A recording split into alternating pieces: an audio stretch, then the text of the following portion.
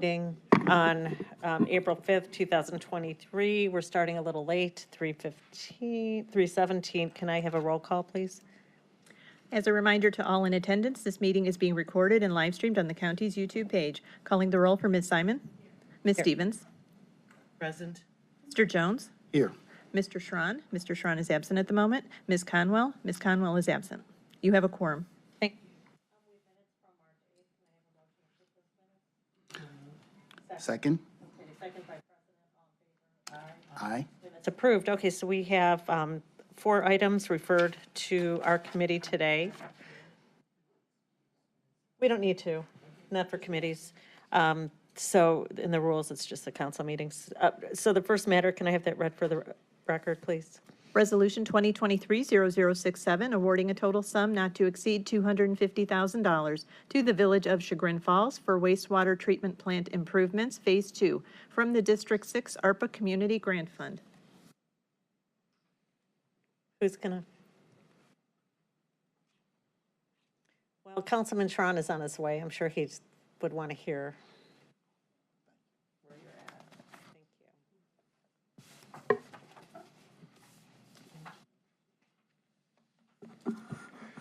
Thank you for the opportunity to present our plans today. It's very important. Excuse me, can you state your name for the record, please? Oh, I'm sorry. William Tomko, Mayor of Chagrin Falls.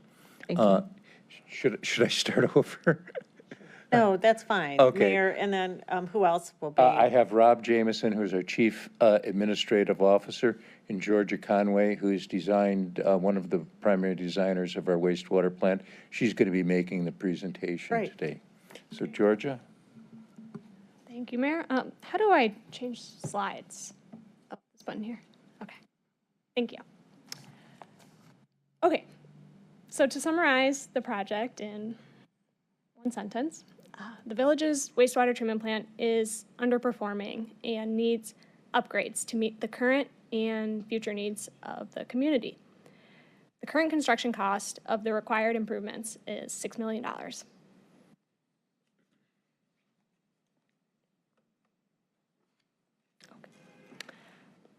So the proposed improvements can be divided into 3 goals.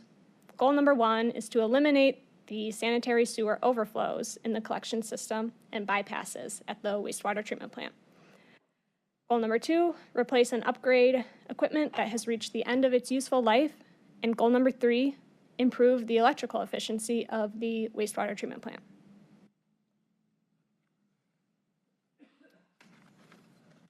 So to elaborate on goal number 1, the village's MPDES permit includes orders to eliminate sanitary sewer overflows and bypasses at the wastewater treatment plant. The wastewater treatment plant and collection system experiences bypasses and sanitary sewer overflows at a rate of about 1.5 incidents per year. And when we compare that to the 10-year design storm, the bypass occurrences should be 1 every 10 years, and we've got 1.5 every year. The SSOs result in thousands of gallons of raw sewage discharging directly to the Chagrin River during wet weather events, polluting this valuable source of fresh water. Okay, so when it comes to eliminating SSOs, we've got a couple of options. 1, we can build additional storage to store that wet weather flow. 2, we can increase flow through the wastewater treatment plant or add a parallel high-rate treatment facility to treat those wet weather flows. 3, we can reduce inflow and infiltration in the collection system. Additional storage and wet weather treatment facilities are big ticket items. So for this project, we will be making improvements to the village's existing equalization basin and increasing flow through the wastewater treatment plant from 3 million gallons per day to 3.75 million gallons per day. The improvements to the equalization basin, in conjunction with increasing the flow through the wastewater treatment plant, will eliminate the SSOs. On top of these 2 improvements, the village is pursuing I&I reduction outside of this project.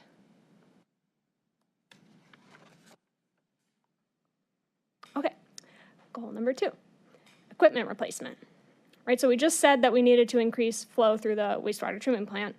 And to do that, we need to replace some of the equipment at the plant to accommodate these higher flows. Additionally, some of the equipment has reached the end of its useful life and needs replacement. Goal number 3 is to improve the electrical efficiency of the wastewater treatment plant. So the base electric bill is estimated at approximately $140,000 using the village's current power purchase agreement rates. The village's current PPA expires June of 2023, and rates are expected to double. Okay, so all of the new equipment motors will be equipped with variable frequency drives, VFDs. And what a VFD does, it adjusts the motor speed by varying the frequency of the power supply. Okay, so what the heck did I just say? How does a VFD help with electrical efficiency? So as an example, right now, the influent pumps to the wastewater treatment plant, they've got one speed. They start and stop. And as flow comes into the plant and the water level rises, the pumps turn on, and then they shut off once the water level goes back down. So by adding a VFD, the pumps can match the flow coming into the plant and reduce the number of start and stops on the motors, and they can match the influent flow and really reduce the amount of energy consumption.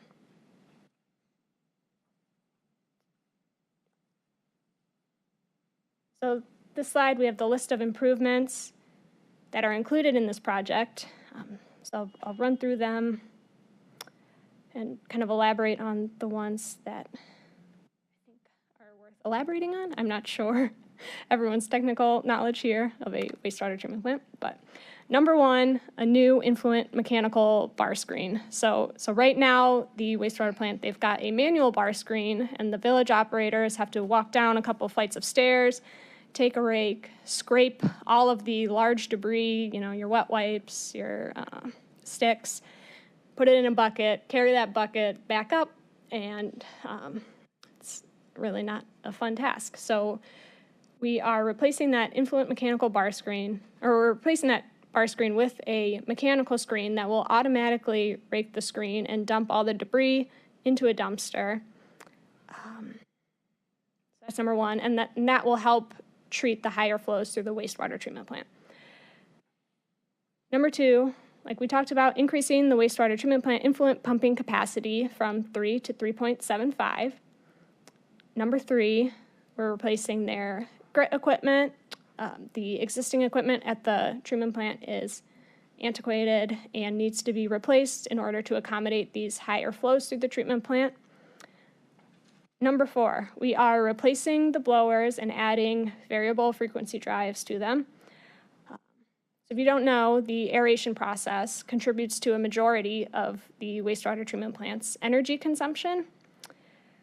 So with the blower replacements, we are adding a new dissolved oxygen probe, which measures the dissolved oxygen concentration in the aeration tanks. And that communicates with the blowers. So the probe talks to the blowers and tells them, hey, I need more air, or hey, slow down, you're working too hard. And by this process, the blowers can turn up and down to maintain the dissolved oxygen in the aeration basin, rather than just full speed ahead 24/7. So by controlling the blowers in this way, we can really reduce the energy consumption of the plant.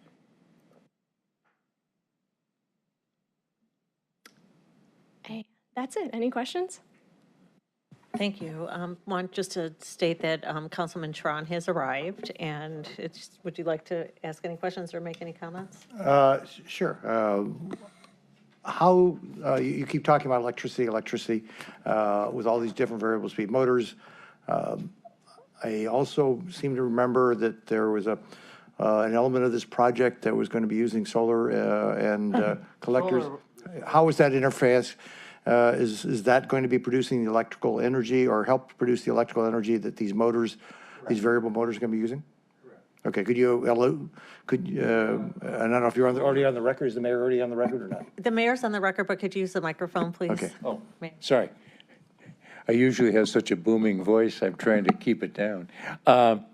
The solar installation is a part of this wastewater plant modification.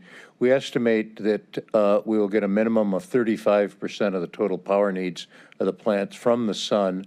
And in certain areas, in certain times, we feel we can get upwards of 40 to 45% of the power needs of the plant. We feel the variable speed drives, the oxygen sensors to moderate the flow and the other changes George has elaborated on will save about 15% of the power. So we're hopeful that we will be able to reduce our total power needs by about 50%, 35 plus 15. The So solar arrays that were forecasted, were they based on having variable motors, or is this another step in the right direction? another step in the right direction, Jack. So, Yeah, it's, you know, we're trying to get as far out in the curve as we can get without becoming on the bleeding edge. We just want to be on the leading edge. say that by combining those two components of the solar array and then a variable speed motor, you've done quite a bit to move it in that right direction. Yes, but we think we've done everything we can. We've also replaced all the chemicals we use with ultraviolet light, so we're no longer using chlorine and having all that chlorine stored on site. Okay, thank you. Thank you. Questions from committee members? So this is phase 2. You were here for phase 1? Yes, you look familiar too. Exactly. So phase 1 was the first round, and now we're back. Will this be able to close the gap to get the Yes. project completed? I think this is, we're planning to, we have already issued the contract for the solar, and that, things are going to start happening on that very soon. But the contract for the, or the bid request for the phase 2, what Georgia just talked about, will be issued the 1st of July with construction hopefully starting in September. Right now, we and everybody else is fighting the backlog of equipment. Nothing's on the shelf, it seems, anymore. It all has to be made. Thank you. Great project. Yeah, that would be Councilman. my only question is, your timeline is going to be committed to whatever the supply chain can handle. And unfortunately, are you seeing problems with any of this forecasting? That do you have to have all the components together to make this system work before you can start to implement? Or can you put in a motor, a variable speed motor one place and not have the skimmer in another place? And, I'll let our engineer answer. okay. Well, in order to get the 3.7, the additional flow through the plant, we'll have to replace the influent pumps first, but as equipment comes in, it can be replaced. It doesn't have to be all at once. But if you're doing the pump, does the aeration have to, that you mentioned, does that have to be done at the same time? Or can you, if the supply chain says, I can't get you the aeration until December, does that mean the whole project is on hold till you get all the components? I don't believe so. We could, we have an aeration system now. We just would be continuing to use that aeration system. Okay. A lot of it would be up to contractor mobilization, whether they want to mobilize for certain segments of it, and if they're able to do so. We've found in the past that they're very willing to do that. If they have enough components to make one phase of the improvements, they can jump in on that. And other phases, they want to wait till a lot more comes in order to start. So they try to do it for efficiency and cost reasons, which helps to fit the bid. And I assume the grid itself is producing DC power? Yes. So you're going to have to invert that somehow. I assume these motors are not running on DC. No, they're AC, but we do have inverters on the solar array to invert the DC to AC. Okay. But that was part of the prior part 1? Correct, Okay, so it's not part of, okay, thank you. correct. Okay, great. So is it good or bad the bridge is delayed with all this going on? Yes, you do have some familiarity with Yeah. back orders and delays. Yeah, exactly. So one thing at a time. All right. well- Everybody that we talk to says the same story. Yeah, I shop in Solon now for that reason. Practice it. Yeah. Okay, great. So I'm going to make a motion, unless Councilman Sharon does. Go for it. To move this matter out of committee to the next full council meeting for second reading. And I'll second that. Okay, all in favor? Aye. Any opposed? Great. And I apologize, Mr. Mayor. I have And thank an HR everybody issue. for your attention and your contribution. Oh, great job. Thank you. And Madam Good- Chair, would you add my name to the? Yeah, I'll add my name. We're all on phase one, I think, so we'll be on phase two. Thank you. Good luck. Okay. Next matter, 2023-0077. Resolution 2023-0077, making an award to College Now Greater Cleveland in the amount of $500,000 from the Cuyahoga County Educational Assistance Fund for Component 2 of the Cuyahoga County Educational Assistance Program for the period ending June 30th, 2027. Good afternoon. Good afternoon. Hello, everybody. I'm Kitty Orshowski from College Now. It's nice to see you again.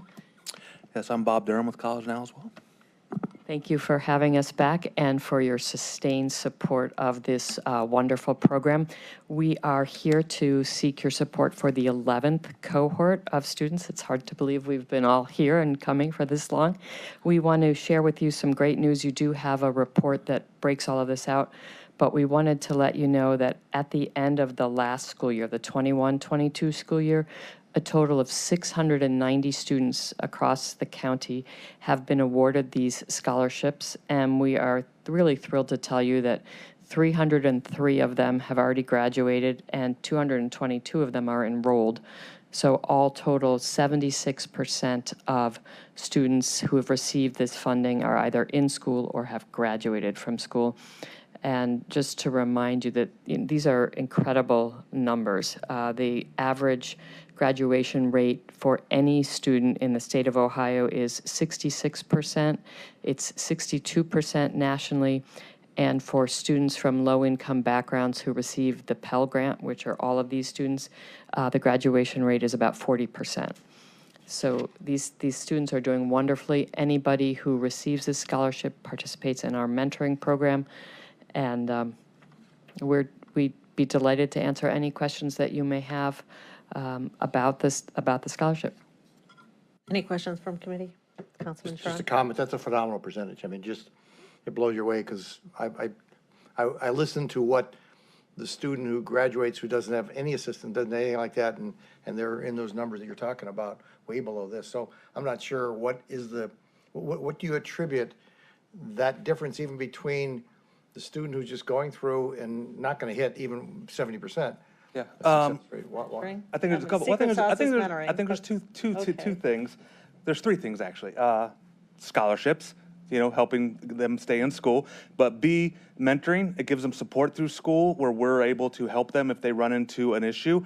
A lot of our students are enrolled. They don't go straight in first year through 4 years and are done. There might be hiccups there, but our team will help them get back in. But I also think all of our students are also working with College Now advisors in the high school. So the kids have a plan and are prepared to go to college, where a lot of students are not, in that circumstance. And while the numbers are great, if you look at the last three cohorts, the numbers have gotten outrageous. 90% of the students have gone into their senior year, 93 into their junior year, and 98 are in their second year percent. I'm thinking we're going to see that 76 number bump up if things continue to go that way. Well, congratulations, because those are, again, I spent a lot of time in the education field. Those are numbers that are almost unheard of, to be honest. Yeah, well, I'm not going to promise 93% will make it to their senior year, but I'm really happy to see it. Thank you. Council President? And I'm sorry, I didn't follow the numbers. When you said 40%, did you mean that graduated high school, or could you just share the numbers again? I'm sorry, and those numbers are not in the report. I was just using them as a baseline comparison. The 40 to 45% figure are for students across the country who graduate from high school, who matriculate and graduate from college, but these are students with Pell Grants. So it's sort of, I was trying to do an apples to apples comparison. All of these students who receive the county scholarship, in addition to having received College Now's advising services that Bob mentioned in high school and meeting the academic criteria for the scholarship, have to also be Pell eligible. So the percentage was the number of students that are in high school? No, they're college graduates. These are all college graduation rates. So in other words, the students who are receiving the county scholarship Okay. have a 76% graduation and enrollment rate. When you add everybody up who is, of the 690 individuals who graduated from high school, county high schools, and have gone on to college with this funding 76% of them graduated from college, or are currently enrolled. still Yep. enrolled. So we have 303 graduates and 222 students. And the reason that there's always going to be some graduated and some enrolled is that this is an ongoing program. So we always have kids that are in school at different levels, and then students who have graduated graduated college, excuse me.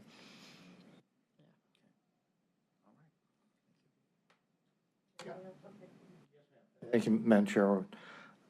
It also begs to ask, how many people return or stay in our county to then be a contributor to hopefully a job and stay here and make that contribution for that 76% who graduated, who bring that education? Was that in here?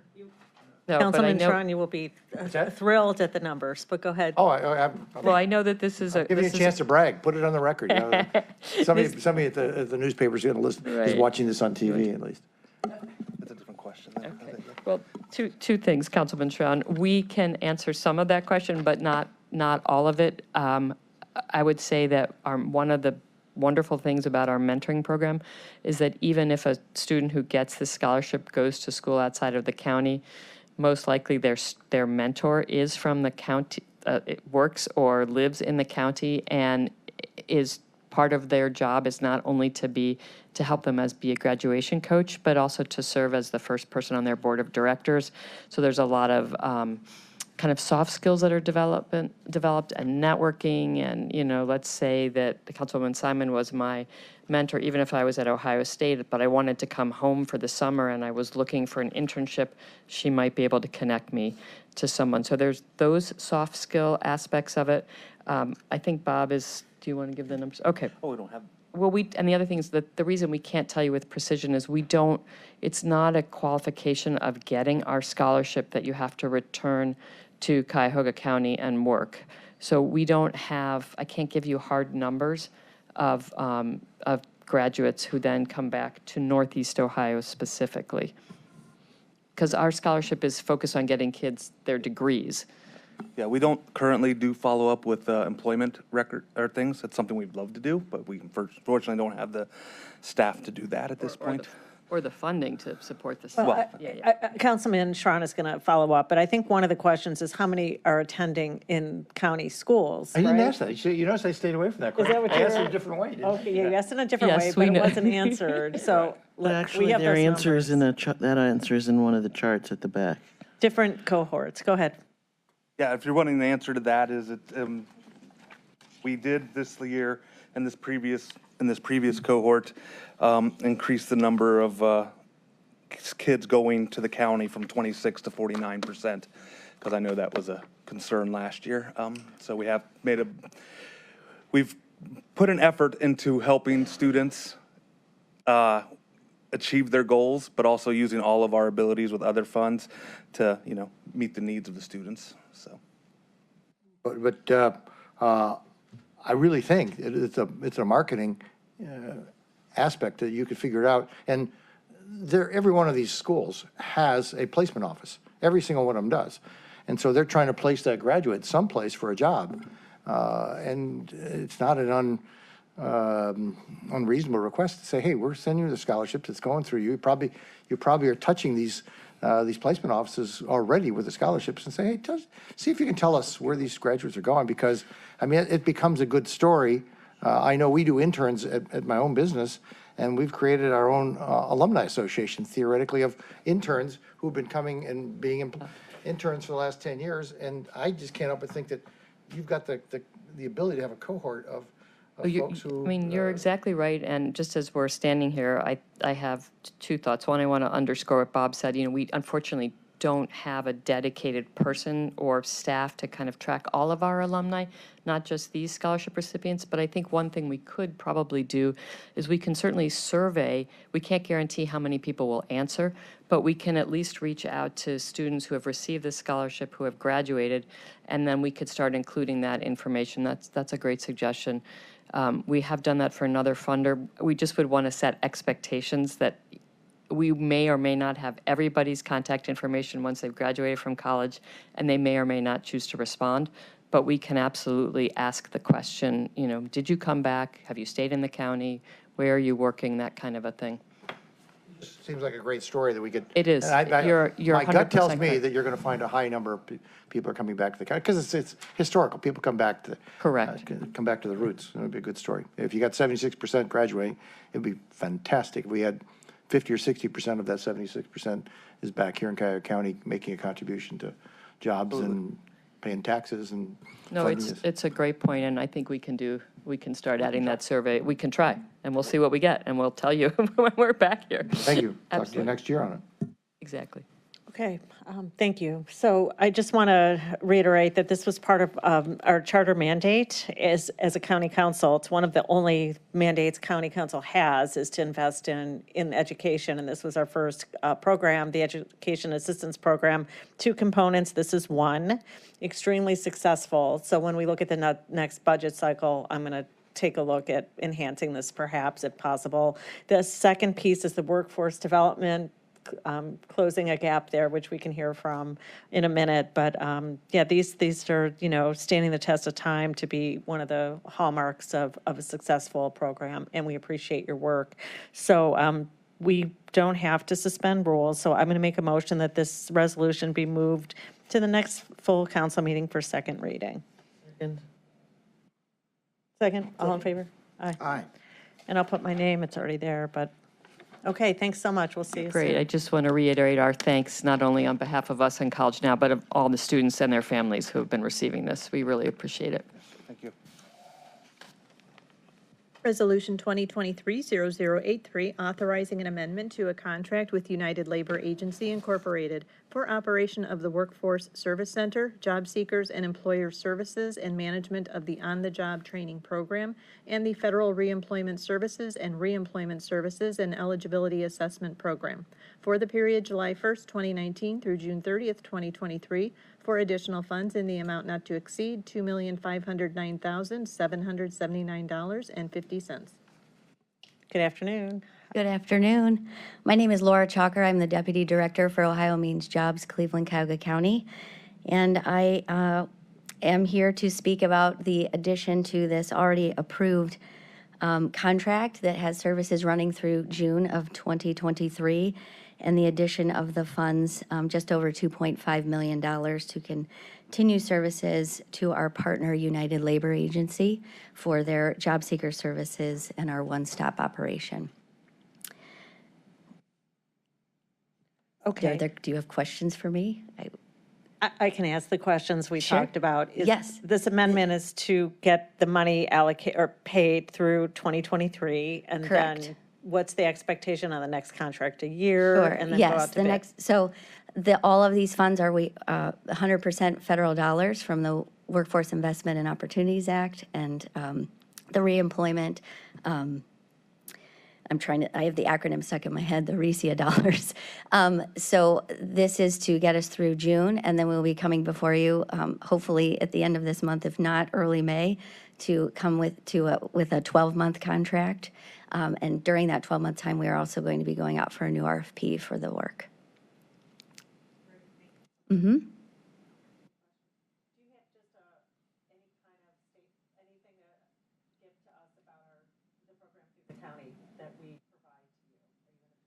Oh, the scholarship program? Sure. The Cleveland Scholarship Program, we are providing, it provides $5,000 per individual for education for any Cuyahoga County resident, and we've been doing that work, which is a wonderful program, and it's an option for individuals to get their training that they need and it's the last dollar in to make sure that they can finish their training to either be employed in that area or increase in salary or finishing at a institution, a college or 4-year or 2-year institution. You called it Cleveland, you meant county, right? I did. I Okay, apologize. just to be clear, because that's the allocation of $500,000 Yes, to that $500,000 program each year, yes, for trade or truck driving or whatever. Correct. Non-college yes. vocation. Mm-hmm. Okay, so actually, at the next meeting, maybe I can have you come back and get into detail about that. Yes. Okay. I will be here. You'll see me quite a bit. Good. All right, so we have time on this, it looks like? It doesn't have to be, is this under? Correct. Okay. It is already, the services have been provided, and David Meganhart is here, the executive director of ULA. And I am just asking that it be a suspension of the rules so that we could get it approved. Okay. Okay, so I make a motion that this resolution be passed out of committee and referred to the next full council meeting with a recommendation of suspension of rules. Second. All in favor? Aye. Okay, thanks. We'll Thank talk you. to you. Yep. We'll set up a time for you to come back. Okay, next item. Resolution 2023-0084, authorizing an amendment to a memorandum of understanding and agreement among various parties concerning Say Yes Cleveland for the period July 24th, 2019 through July 23rd, 2023, to amend prior listed aggregate amounts in the memorandum of understanding and for additional funds in the amount not to exceed $2,100,000. Good afternoon, David Merriman on behalf of the Department of Health and Human Services. I'm bringing forward this amendment to the MOU with representatives from Say Yes Cleveland, as well as Kevin Gowan from the Cuyahoga Job and Family Services. The $2.1 million referenced here is a combination of TANF and levy dollars. Say Yes Cleveland has continued to fundraise to be able to fill the gap in the school year that is present. And I'll let them speak to the investments that have come forward from the city, from the CMSD, and what you're seeing from us is $1.5 million of TANF dollars that has been granted to the county for this specific purpose, and then $600,000 from the county as a county contribution. Kevin Gowan is available to speak on any specific TANF questions, but what I'm going to do is I'm going to invite Diane Downing to come forward. I don't know if you're the appropriate person to talk about the gap that you referenced. Can you please define the gap that you reference? What gap is it? Yeah, so there was, so the initial funding amount initially proposed for the school year was reduced. There was. What school year? I'm sorry, for the current school year that we're in. Okay, so that school year ends in July of this year, 2023, July 31st, correct? That's correct. Okay, so that funding was budgeted, it's secure, and if we pass this today, that will be able to fulfill that end of the school year. So this funding will get us through this school year. Yes. So what gap are you talking about? I was talking about the gap that existed when, from the period of April through July, there was insufficient funds to fund the operations. Of this year? Of this year. Okay, so you just want Director Downing to come and talk about how that gap was closed? That's right. Okay, fantastic.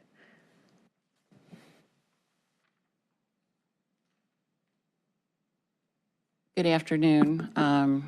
Thank you for this opportunity today. Can you state your name for the record? I am Diane Downing, the Executive Director of Say Yes Cleveland. And what Mr. Merriman was referencing, and to the chair's point, when we appeared before the county last July, the county council, we learned of your concerns that the county's Say Yes funding for our first 3 years had not been reimbursed from the federal Title IV funds at the level that was originally anticipated, and that left the county to carry the shortfall. I want you to know that we have taken your concerns very seriously. We have put our full effort into pursuing the goals of closing our current year, that again is this current school year through July 31st of 2023, and securing a stable long-term funding model for the future. We have worked with our public partners to close this current gap, and that consisted of the following. The City of Cleveland, the mayor, and the City Council contributed $600,000 in ARPA funds. The school district, CMSD, added $600,000 beyond their yearly per-school contribution. The former county executive, Armin Budish, proposed to council, and you approved a $1 million appropriation in ARPA funds. And the State of Ohio Department of Jobs and Family Services agreed to provide $1.5 million TANF grant, which is included in the legislation before you today, along with $600,000 in county HHS funds. If the county decides to approve this legislation, if the county council decides to approve this legislation, our current year shortfall will have been reduced from the $4.5 million to less than $200,000, and we have secured last dollar funds from private donors to cover that remaining gap. Madam Chair, does that answer your specific question? It does. I have a question about what the plan is, though, for August, September, for the rest of the 23 year and going forward. I'd be happy to address that. So we know that going forward, the funding allocations cannot look like what they have looked like in the past for our SAYS family support specialists. So to that end, we have engaged the state of Ohio, specifically the Department of Jobs and Family Services, to seek a reassessment of what county expenditures towards SAYS can be reimbursed through Title IV-E and potentially other state and federal funding sources. Specifically, we are seeking a change that will allow the funds toward the preventive services of Title IV-E conducted by our family support specialists to be reimbursed in line with the original funding model envisioned for SAYS. We have received strong support from our convening partners and encouragement from state officials in pursuing this change. We have begun working with a specialist who has helped enact these specific Title IV-E changes in other areas. I want to be very careful here, though, to differentiate between what we know today and what we believe we will achieve. I cannot guarantee that all of our goals will be fully realized, but we are heartened by the progress we have made already, and I am confident that a solution will be found. However, it is clear that securing this funding change will be a multi-year process. And our next fiscal year, as you have stated, begins on August 1st of 2023. To give SAYS and our other partners the time and flexibility needed to enact the long-term solution, we are working with officials in Columbus on the near-term bridge funding. Specifically, we are seeking $4.5 million in state funding for each of the next 2 fiscal years as part of the state biennial budget. If this bridge funding is enacted, it will mean that the shortfall we face this year will be filled for the next 2 school years, and that the funding provided by our partners, CMSD, our partner charter schools, and Cuyahoga County, would remain at the levels approved earlier.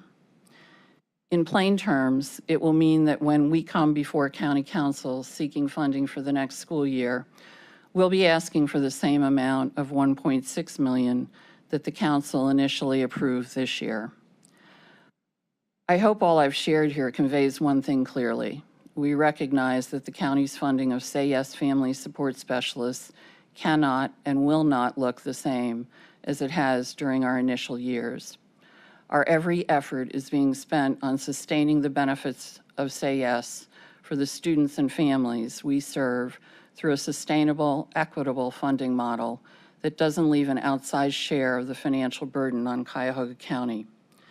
Our intention has always been to be a benefit to the county's social service workers, and we have been working closely with the county's Department of Children and Family Services this year to ensure that our practices are in sync and that we are doing everything we can to support their work.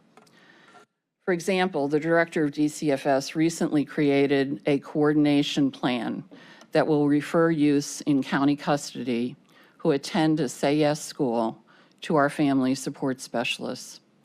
This should give county caseworkers a single contact person in the schools for each youth, reducing legwork for county staff and increasing support for the student. We are also working with DCFS to find ways to maximize the reimbursement of current and future county expenditures through Say Yes. And this is a copy of the memo that was sent to all caseworkers talking about Say Yes and detailing the procedure for making these connections for children already in custody. The role of our family support specialists is intended to be preventative. It is designed in part to help youths and families avoid and resolve the challenges early before they become crises that must be dealt with by the county. This won't happen overnight, but we are already having an impact. And if given time to continue our collaborative work with county staff, we know that real sustained results will come. I want to thank you, Chair Simon, for this opportunity to discuss Say Yes and our family support specialists' work with you and the committee. And I'm happy, of course, to answer any questions. Questions? I see, thank you very much for that update, and good job in securing additional funding as you have. Obviously, the concern of the chair is going forward. What I heard you say is you will be asking in the next budget cycle for 1.6. Is that, did I hear you say that going forward? Yes, Madam Where Chair. did that number come from? That came from the original document of funding sources as Say Yes ramped up the number of family support specialists to our total now of 104. Right. So are you working with Matt Carroll? Yes, Madam I mean, Chair. I see that tomorrow or Friday's operating committee meeting, and both you and Mr. Carroll are going to give updates. Is that correct? Yes, Madam Chair. Actually, it's tomorrow morning. Tomorrow, Thursday. So I was going to ask Matt Carroll to come up to see if he has anything to add. Certainly. Madam Chair, for clarity, the 1.6 million, that's the same amount we committed to previously, not counting the unsuccessful reimbursement monies. It's HHS, yep. And that's why I asked Mr. Carroll to come up, because in all fairness to Director Downing, you know, this is a county operation and was actually, Mr. Carroll was at the fore of this, so I want to see what the solutions are from him and where that number came from. Yeah, I just wanted to reconfirm. Thank you. Members of the committee, Matt Carroll from the County Executive's Office. Madam Chair, to your question, originally there was a levy amount that was put in the budget, and then there was also the 4E amount that would increase as the number of specialists, which Diana's showing me here. So that levy amount started lower, but it would max out at the 1.6 million after the 4 years after the full complement was on board. So as Diana's saying, that's it. That's the only request that would be made for the levy for future spending. And Diana's attempting to fill the rest of the gap with other sources. So yes, and I've been a member of the operating committee for a while, and work closely with other partners, and of course Diane as well. So obviously very supportive of the program, and just really encouraged by the even greater integration with our child welfare workers and the benefit that these these students can receive from that that better connection. So for the next budget, are you looking at the administration, as part of the administration's budget, proposing 1.6 over the 2-year budget cycle? Yes, to the chair, that's right. Okay. And in terms of the foster children connection in CMSD Say Yes schools, what's that percentage of children in our care that attend Say Yes schools, if you know? Well, we have about 2,300 children in custody, approximately. Probably a very large proportion are in the CMSD system. We probably know the exact numbers, or we can get the exact numbers, but it's obviously a big proportion. That was the anticipation early on, is that we would get the funding because of that situation, and for some reason that didn't work out. Why is that? That was our assessment when we first were talking about this program. It just it ended up not being not being able to be reimbursed when we actually started to submit the reimbursements. So it was our assessment that we could and we couldn't. Do you recall when you found that out by chance? Yes, we did at the time. I don't know the exact date, but I think right near the beginning when we first started to make that outreach to the state. Then as soon as we found out, we tried to move forward with alternatives. So this chair did not know about that, and years went by in committee with the representation that we were receiving and would receive these reimbursements. And why is that? I mean, I'm not talking to the director because she's not part of the administration, in all fairness, and I'm going to ask you two why that didn't come to council's attention immediately. Sure, Madam Chair, we brought it into, I think, the next two-year budget cycle as soon as we became aware of it. And that was my understanding. I didn't present on that. I think it might have come through the budget office directly. But we tried to move quickly as soon as we heard about the problem. Yeah, but once you knew about that problem, why wouldn't you come to us as the council that its role is to fund this? And we were sold this this program on the foundation that we were for E, and you found out at some point that this wasn't happening, and you embedded this in the HHS budget and never said a word to us. And that, I'm asking you why you never said a word to us. Well, Madam Chair, like I said, I didn't present at that time. It doesn't matter whether you presented formally at this podium or not. We're partners, and council relies on the good faith of the administration and the actors there, which would be you, Mr. Carroll, and Mr. Director Merriman, I would say, are the ones who were at the beginning. I sat in meetings with you at the beginning, and I was okay to sit at those meetings at the beginning when you sold this to me as chair of this committee, but I wasn't okay to be in the meetings when you found out we weren't getting that reimbursement. And I'm asking you why. Did you fear we would end the program? I mean, what kind of calculation was there that you chose willingly, voluntarily, intentionally not to tell us? Madam Chair, that's not my assessment of the situation. I believe we tried to convey the problem when we became aware of it through the budget process. Like I said, I wasn't here directly doing it. So I don't want to interrupt you. So you're saying that it should have been the budget office's job to come before us during the budget cycle to tell Madam us? Chair, I believe there is a reference to the issue in the budget documents, the two-year budget. There's some bullet points that cover some changes. But you know what I'm saying. So I was at the table when I was sold this, and I came to my colleagues to explain that and had you come in. And then when there was a big bump, I wasn't invited to the table. I was supposed to, with my staff, our staff, my colleagues were supposed to decipher from a budget hearing that takes months that somehow this wasn't happening. That's not okay. And I asked you why that is, that nobody, either you or Mr. Merriman, didn't think it would be prudent to tell us that everything we kept passing didn't have the foundational funding.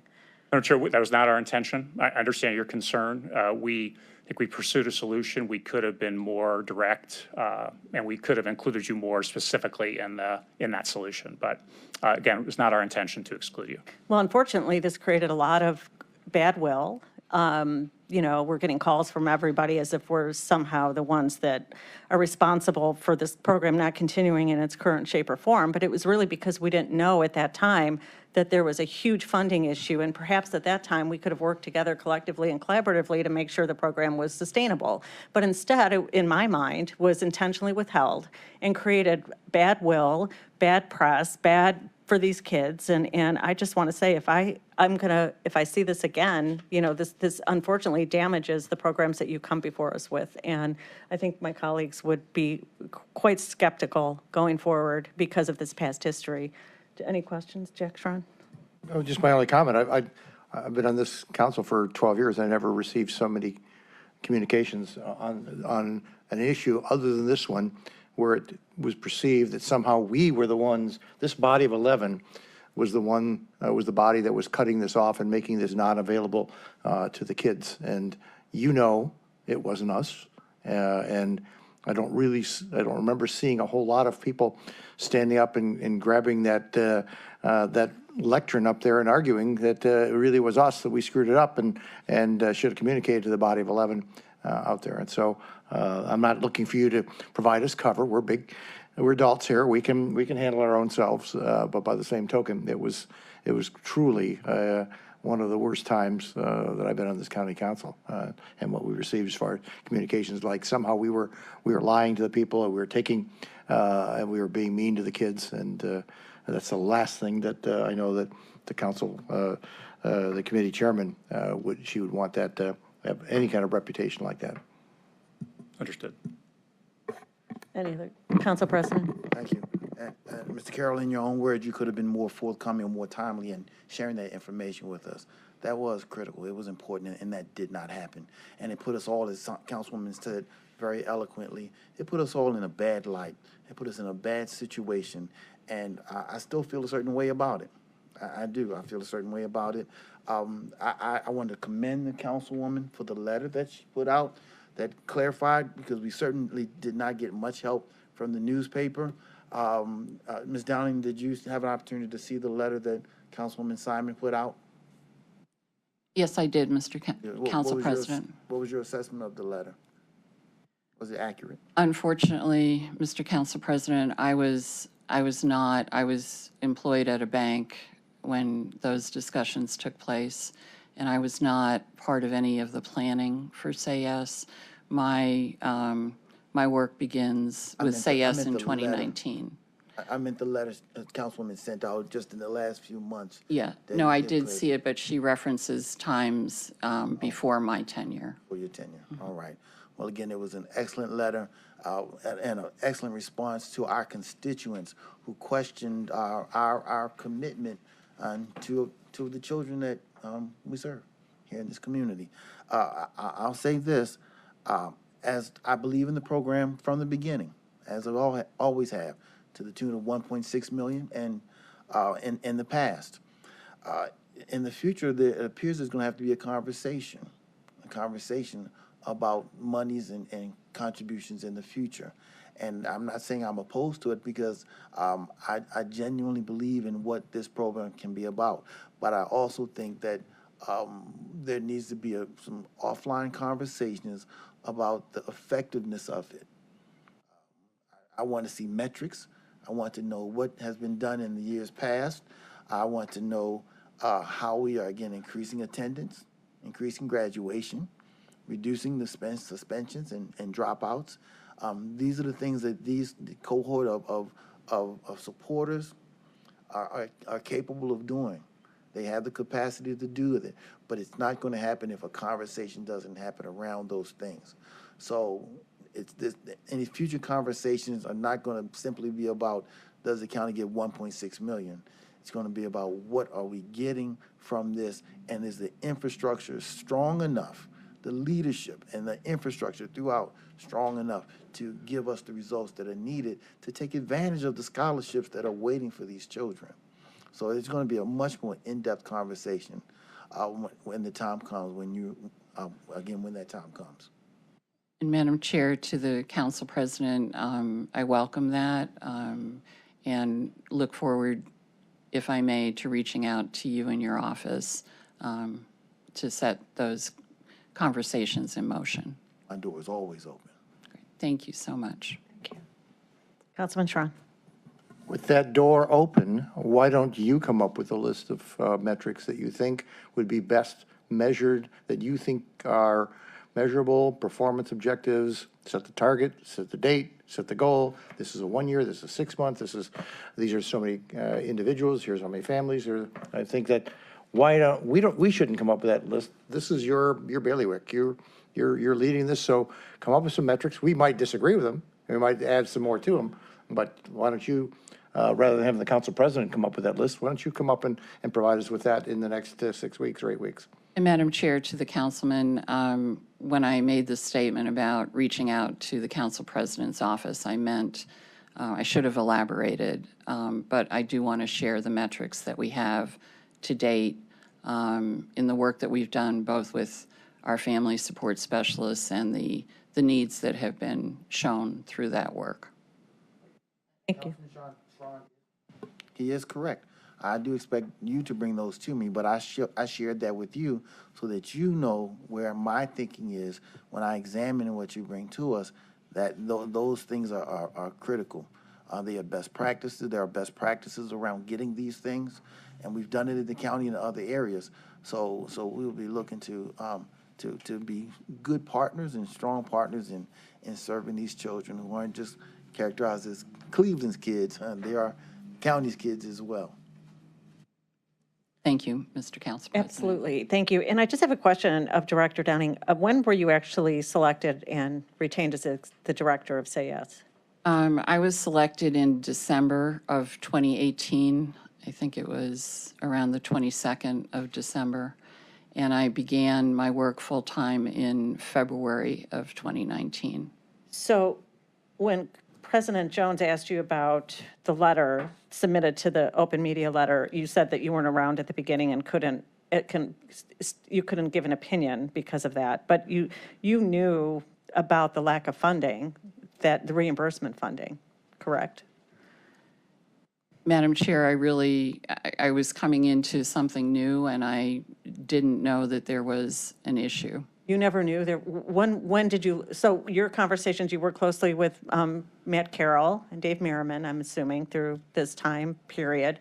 Did you ever have a conversation or learn any place during this time that there was lack of reimbursement? I mean, this is a fundamental basis of the program, and it should have been sounding an alarm to you as a director that the funding certainly that was required isn't there. At what point did you learn the lack of funding, Madam Chair, I learned this past August when the concerns were expressed by the county council about the reimbursement. So you're saying that neither Matt Carroll nor Dave Merriman, Director Merriman, ever told you prior to August of 2022 that there was lack of reimbursement funding for this program?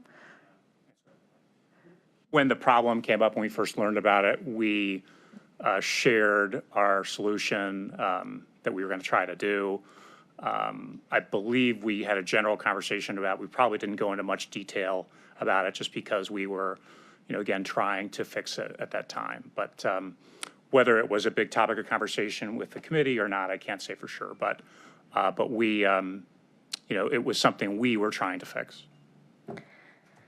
We being you and Director Merriman? Through the budget process, yes, Madam Chair. Okay, well, Councilman Schron. The more I hear, the more I'm becoming dismayed as far as the lack of communication here. You were hired in December 19? Is that what I thought I heard? For the position? December of 2018, I was offered the position, and I began my work in February. And you started in 2019, working in this position. So you're saying that 3 years went by before you became aware of the funding, and was that somebody came to you and brought this to your attention in August 20? We heard August 22 was when this funding shortage gap was brought to your attention. So 3 years of operating as the person who's leading this unit, and a gap of this nature of millions and millions of dollars. Yes, not brought to your because attention. it was approved, filled and approved each year. Oh, okay. And even though something was happening way beyond this body of 11 that we weren't told, you're telling us you as a director weren't told, so all this was staying wrapped up for 2 or 3 years before it ever came out. I'm understanding the timeline. Through the chair, Councilman, I think the point is, I think you're saying that we did not have explicit conversation with you about it. We tried our approach to fix it through the budget process. Like I said, I would say that I thought that information would have been conveyed, but it wasn't. So The budget process is one thing. Yeah. The director's standing right next to you. She's on your right shoulder, and you're telling her she wasn't even informed, at least if I'm understanding the dateline. As I You said, don't have the money to run your department, but we're not going to tell you for 3 years.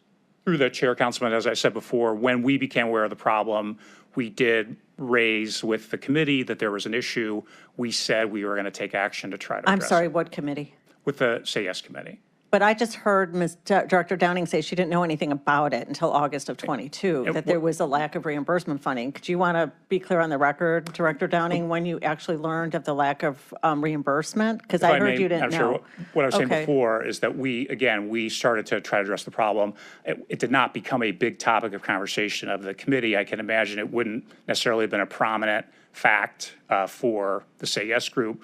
We were working on trying to fix it. So It was a $10 million gap. I mean, didn't you think that the director of that organization and everybody who put their heart and soul into this would have wanted to know that the reimbursement never came through and that there's going to be a problem when it's found out? And you were just trying to, behind closed doors, trying to fix it without Madam coming Chair, to. that's not correct. It was not behind closed doors. As I said, I was trying to suppose why it might not have been a prominent memory of this discussion. But we did raise that we had a change in our funding and that we felt as the county, we were on the hook to try to fix it. So that's what we tried to do. So that's what we conveyed. That's what I conveyed to the committee. Councilman Tron. What in each one of these years was the total budget? Don't worry about the gap. What was the total budget of Say Yes? Through the chair, Councilman, again, a 4-year run-up. The total at the end with all the family support specialists is 9.3 million approximately. And then basically the kind of hires over the 4 years led you up to that. So first year total was under $1 million. Second year was about cumulative 2.5 million. Third year got to approximately, I guess, 4 million. And, well, I'm going to get those. I think I have those figures wrong. So it's really, looking at the top here. So 1.4 the first year, 3.8 cumulative the second year, 6.6 or 6.1 approximately cumulative the third year, and then the final total number, 9.3 the fourth year. 9.3 is a standalone year, or is that That's the total with all the family support specialists hired. standalone? So you're telling me that the gap of funding, when you actually look at this, it's making up 30 or 40, 50%, 60% of the budget. And I can't even believe, I can't even think of an organization that if you have a delta of 50, 60% of your cash, that wouldn't be, not even something kind of important. That would be first on your agenda every single meeting. Agreed. Every meeting it would be there. Through the chair to the councilman, we did explain we had that problem and that we were trying to fix it. We didn't keep it under wraps. We talked about it a few times, that it was a thing that we were working on, and we were going through the budget process. So it was discussed. But the director stated she didn't know about it until August of 2022, I think, when we met, correct? I mean, I heard the director say she didn't know about it, but you're saying you talked about it. This should have been an alarm bell. Any nonprofit that has its budget ripped from it should have been the topic of an alarm. And I'm hearing the director says she didn't know about it, or she knew that you were going to fix it, but yet you never told us about this, and it was just sort of had to come through. I mean, this should have been a utmost priority in a nonprofit. It was a big concern when we became aware of the problem. It was a big concern. We scrambled to try to come up with alternatives. As we told you, we thought that we had done it through the budget process. I appreciate that you were not explicitly spoken to about it. I completely understand that. But that is something we moved quickly to do. We also raised it that we had a change in the committee, and there was a budget change. I can't speak to the level of awareness of the people in the committee, but As chair of this committee, I'm going to ask you what the change is. What do you mean? This is what you told the director of a nonprofit, that there's a change in the budget? What exactly did you say there's a change in the budget? Exactly that you lacked funding of $10 million? What do you mean? I'm sure exactly what happened, that we had the reimbursement expectation that we didn't get, and that we were going to try to come up with the other funding ourselves. That was the message. So you're scrambling around, but never telling the primary funder through this council. That's just Well, it's too as I bad. said, It's Madam just- Chair, we thought we had done that through the budget Why process. wouldn't you tell us that you try to fix this huge gap problem with me We thought we did, Madam Chair. That's without telling us what to keep Well, going? as I said, it's in the budget document. There's a reference to it. I didn't present on it, but Okay, I'll let Councilman Tron, then Council President. But what I heard you say, Matt, was that you said you talked to the Say Yes committee, and you made them aware of the funding issue. You talked with them. I don't know who's on the committee. Diane, are you on the committee? You're on the committee, so who on the committee did you tell? And if you told them plainly, why didn't you tell us plainly? Well, as I said, through the chair, we used the budget process to try to get to the solution. And we let the group know that we were taking that approach, that the reimbursement didn't work out. I mean, again, I'm understanding your concern that we were not explicit in talking to you one-on-one or directly about it. We thought we had addressed it through the budget process. And with that, you said you were going to take care of it. You know, that you were going to tell you that I heard, and Diane is nodding here because now I'm hearing why they were so aggressive in that the council was going to take care of it, because you almost, it appears unilaterally said to them, there's a problem, but council, we are going to the county is going to take care of it. Well, through the chair, Council President, we obviously have to get your support for any changes we would make in the budget, and we thought that we accomplished that. But I'm hearing what you're saying. Plainly as you came to them with it. Well, like I said, I'm hearing what you're saying. We thought we had conveyed that, but we did not. And I'll say this, we got it, all of us, we received, I'm going to call it organized, a campaign for us to quote unquote be supportive. Okay, that was a problem for me, to have constituents asking us to have a heart for the children. You know, that was a problem for me. I don't know where that organized, because that was organized what happened. I've seen it enough over my political career to know it's not just one person. These are talking points that people are calling. They're calling across our district. Who did it? I don't know who, but someone did it. And the problem is, and we have lawyers and others. I'm a funeral director. Okay, this for me, when we did get that reimbursement, millions of dollars, 4, 5, 10 million, whatever it was, I see this all the time. This is how simple it was for me. It's like when I'm sitting with the family and their life insurance for the funeral doesn't work out. Okay, it doesn't happen. So you still have to have a funeral. So what do? The family comes together and everyone tries to pull together and find the monies. Diane read a list of the family coming together and finding the monies. But what they don't say is, all right, you one family member, you take care of the whole thing. That is what we receive from council, from Diane, and from everyone. Oh, council, I know it's a problem, $4, $5, $10 million, just take care of it. That was not the approach. And they made us look bad in the eyes of the community, as if somehow we were supposed to do that. But in the end, it happened the way it was supposed to. Everyone was supposed to come together. So hurt feelings were around that, because it was an organized effort to make it happen the way, other than the way it finally did work. Other than the way it happened, where we all came together, contributed, and did it for the children. All right? That's the way it was supposed to happen. That's the way it should have been communicated, and it wasn't. That was poor communication, and it was, and it was, you can see what it is. When an organized campaign was spent to make us do something that required the hands of everyone to be involved. Understand? Okay. I'm not going to reiterate because I'm 100% on the same page as my other colleagues, but the one I'm most perplexed with is the director, Diane. You should be, I would be livid if I was standing in your position right now, hearing what's being described in a public hearing right this moment about when you became aware of this. You're trying to run an operation to help support kids, and you're not being, at least according to the way I'm hearing this, you weren't even being told till August 22. So that's 2-3 years of time. We as a body, maybe we should have picked up on it. And I'll even give you that, we should have dug into page 642 of the budget on the footnote that's on page out there. Maybe we missed that. Okay, I'll give that to the credit as far as we missed a footnote. But you are sitting at those meetings, probably week in, week out, month in, month out, and these folks are not telling you that you've got a budget delta for 2 years or 3 years going on. Are you livid hearing this? It's been a long 7 months since August to have the community, as the council president spoke on, come together. My understanding in the prior years was that it was taken care of. And it was because we received council support for our funding requests.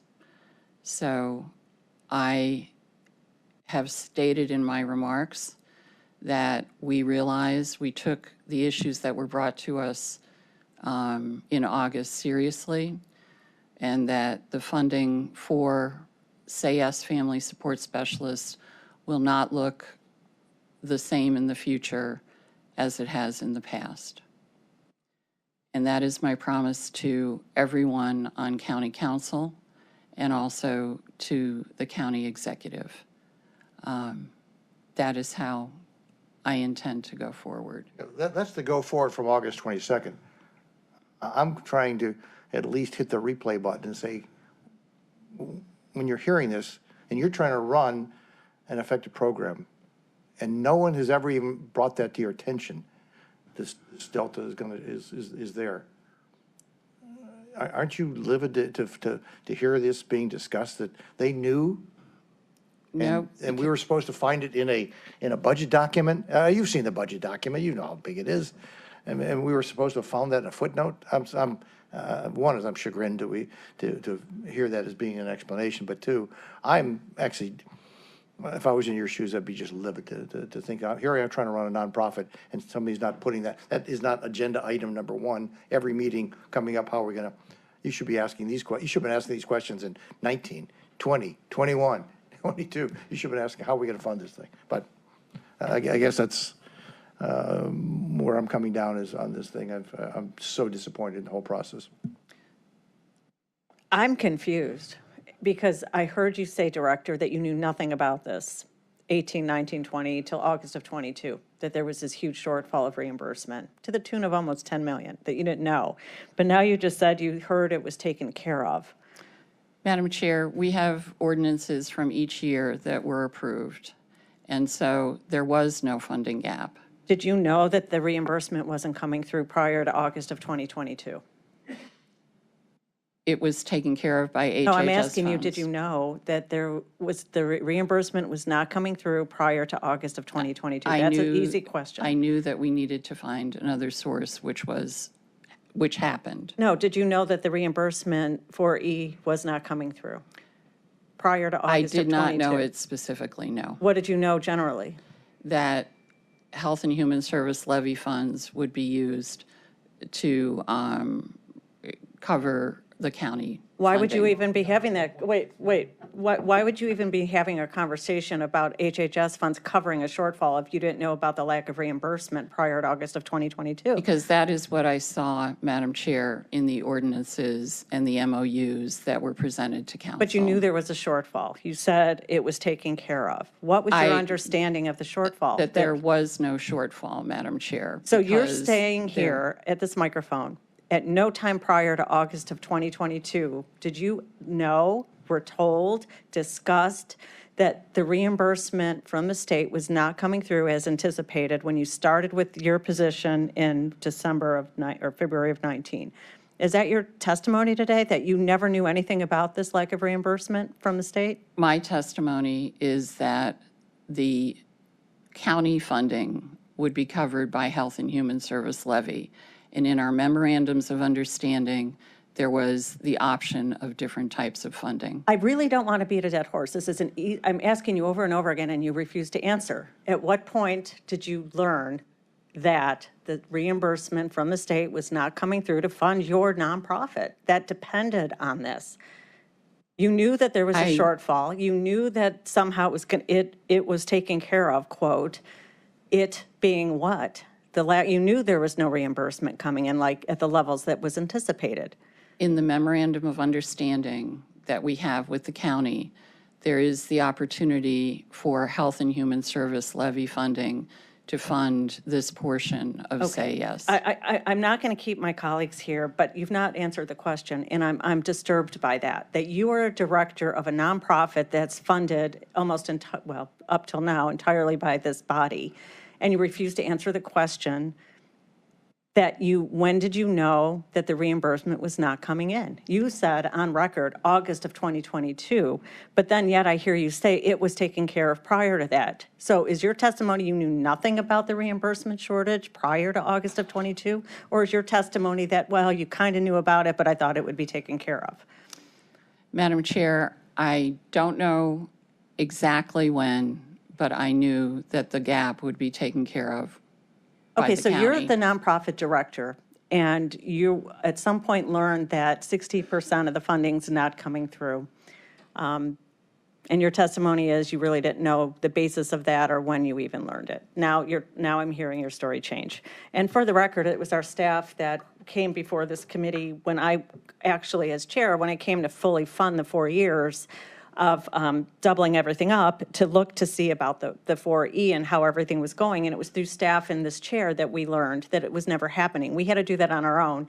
And that's, when I talked to you, and at no point did you say you knew about this. So I'm very disturbed from all of this, and it just cuts to the credibility of the three of you that stand before me today, and you're under oath too.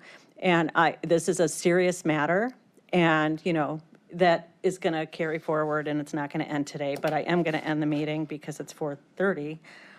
But we will move forward with the funding here that came from the state and came from the executive, I guess, so through HHS. I'm going to make a motion and move this item to the next full council meeting for second reading. Second.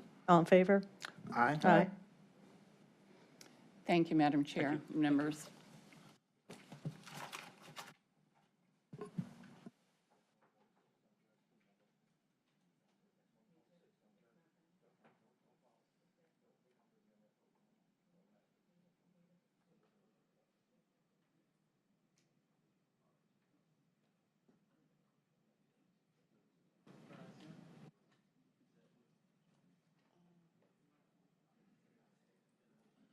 Excuse me, Madam Chair, we still need to adjourn.